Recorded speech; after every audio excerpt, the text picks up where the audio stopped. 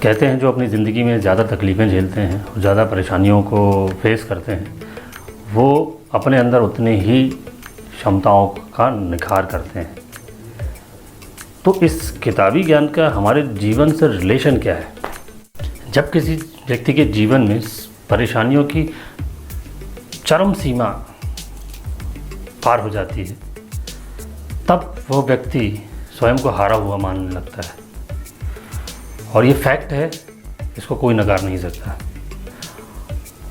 वो लोग जो स्वयं को ये कहते हैं कि वो कभी हार नहीं मानते हैं, या तो वो हार को स्वीकारना नहीं चाहते, या वो हार के पहले स्वाद को चख चुके रहते हैं और अपनी ज़िंदगी में डिफेंडर बन के अपनी डिक्शनरी के उस हार वाले शब्द का इस्तेमाल करना नहीं चाहते। क्योंकि जितना सच जीत में है, उतना ही सच हार में भी है। यदि हार है तो जीत है, यदि जीत है तो हार है। दोनों ही एक दूसरे के पूरक हैं। परेशानियों से टूटकर व्यक्ति के दिमाग में सबसे पहले बुरे विचार, नकारात्मक विचार हावी हो जाते हैं, और ये नकारात्मक विचार, बुरे विचार ही जो होते हैं वो व्यक्ति को संभलने में मुश्किल पैदा करते हैं। यदि इन विचारों से, इस नकारात्मकता से व्यक्ति उभर जाता है या अपने आप को संभाल लेता है, तो वो परेशानियों से बहुत आगे निकल जाता है और उसका दिमाग नई संभावनाओं को खोजने लगता है। ऐसा ही कुछ हुआ हमारे आज के यूथ आइकॉन संदीप माहेश्वरी के साथ। उन्होंने भी अपनी ज़िंदगी में बहुत संघर्ष, बहुत स्ट्रगल किया। संदीप ने अपनी हार सार्वजनिक तौर पर साझा की। संदीप ने अपनी हार से जो सीखा वो कमाल ही है, और वो वाकई में अपने मोटिवेशनल वीडियो जो अनस्टॉपेबल नाम से था, वो अनस्टॉपेबल ही बन गए।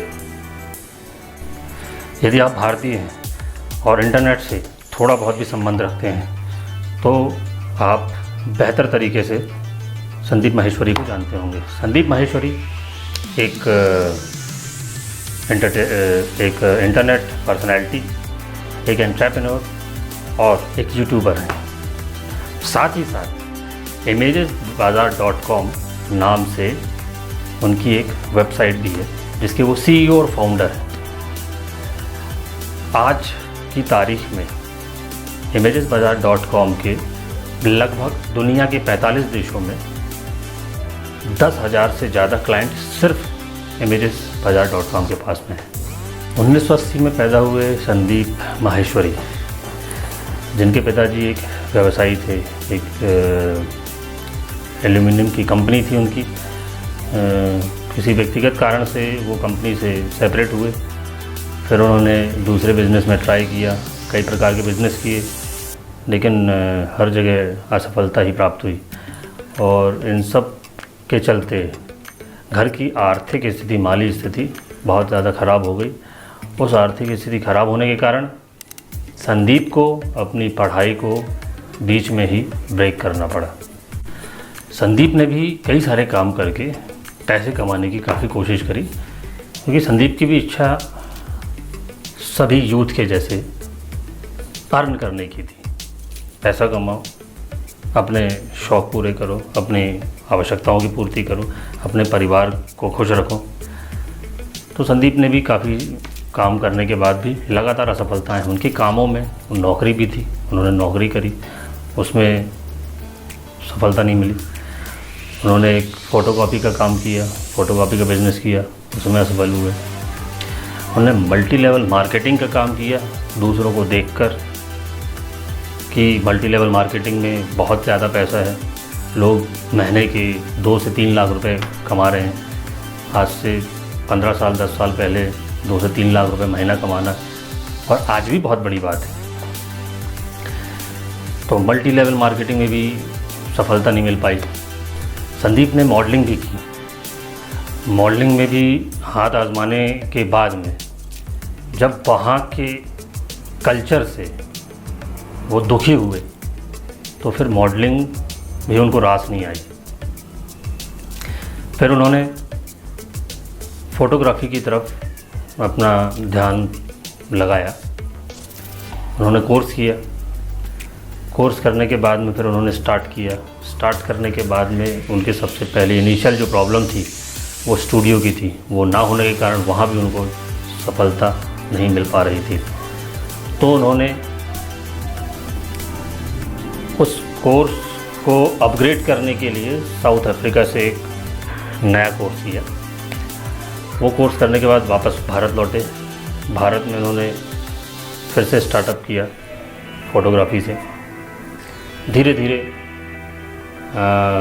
मूवमेंट शुरू हुआ इनकमिंग का, पैसों की इनकमिंग का, लेकिन वो स्पीड नहीं थी जो होनी चाहिए। तो फिर उनके दिमाग में ख्याल आया कि मैं कुछ यूनिक करूं जिससे लोगों का ध्यान मैं अपनी तरफ आकर्षित कर पाऊँ। तो उन्होंने एक रिकॉर्ड बनाने की सोचा। उस रिकॉर्ड में उन्होंने 100 मॉडल्स पे 10,000 फ़ोटो शूट किया।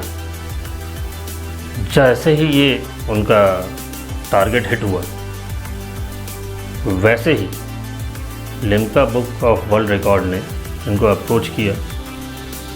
Limca book of world record ने वापस से ये रिकॉर्ड को अपने सामने करवाया। जैसे ही ये उनका रिकॉर्ड कंप्लीट हुआ, ये हिट हो गए और उस इंडस्ट्री में, फ़ोटोग्राफी इंडस्ट्री में संदीप माहेश्वरी का नाम उस टाइम पे काफ़ी हाइक पे आ गया। इस रिकॉर्ड के बाद तो संदीप माहेश्वरी का नाम चल पड़ा और फिर उनके पास मॉडल्स, क्लाइंट्स की कतार लग गई। इसी के चलते आने वाले टाइम में संदीप माहेश्वरी को बहुत सारे अवार्ड्स भी मिले। उन अवार्ड्स में एंटरप्रेन्योर इंडिया समिट द्वारा creative entrepreneur of the year 2013 का अवार्ड था। फिर बिजनेस वर्ल्ड मैगजीन ने उन्हें भारत के सबसे होनहार उद्यमियों में से एक कहा। ग्लोबल यूथ मार्केटिंग फोरम द्वारा उन्हें स्टार यूथ अचीवर अवार्ड से सम्मानित किया गया। ब्रिटिश काउंसिल, जो ब्रिटिश हाई कमीशन का एक विभाग है, के द्वारा उन्हें यंग क्रिएटिव एंटरप्रेन्योर अवार्ड से सम्मानित किया गया। टीवी चैनल ईटी नाउ द्वारा पायोनियर ऑफ टुमारो अवार्ड से सम्मानित किया। इसके साथ ही साथ संदीप को CNBC, TV18, IBN 7, news x और कई मीडिया ऑर्गेनाइजेशन ने उनकी सफलता को चित्रित किया। संदीप के कई कोट्स भी काफ़ी हिट हुए, काफ़ी पॉपुलर हुए यूथ में। यूथ क्या, मैं तो ये बोलूँगा कि यूथ से जो कुछ उम्र में ज़्यादा हैं वो भी इनके फॉलोअर हैं। अब उनके कोर्स में सबसे जो हिट हुआ था वो था सबसे बड़ा रोग क्या कहेंगे लोग। फिर दूसरा था न भागना है न रुकना है, बस चलते रहना है। आप जो सोचते हैं वो आप बन जाते हैं। रिस्क नाम की कोई चीज़ इस दुनिया में नहीं है। इन सब चीज़ों के साथ साथ संदीप माहेश्वरी पर स्पिरिचुअलिज्म भी काफ़ी हावी हुआ, क्योंकि आप सभी जानते हैं उनके इतने मोटिवेशनल स्पीच जो हैं उनमें उन्होंने मेडिटेशन पे कितना फोकस किया। आज की वीडियो में बस इतना ही। संदीप माहेश्वरी को बेस्ट विशेस। आप सभी के ब्राइट फ्यूचर के लिए भी बेस्ट विशेस। कृपया चैनल को सब्सक्राइब ज़रूर कीजिए।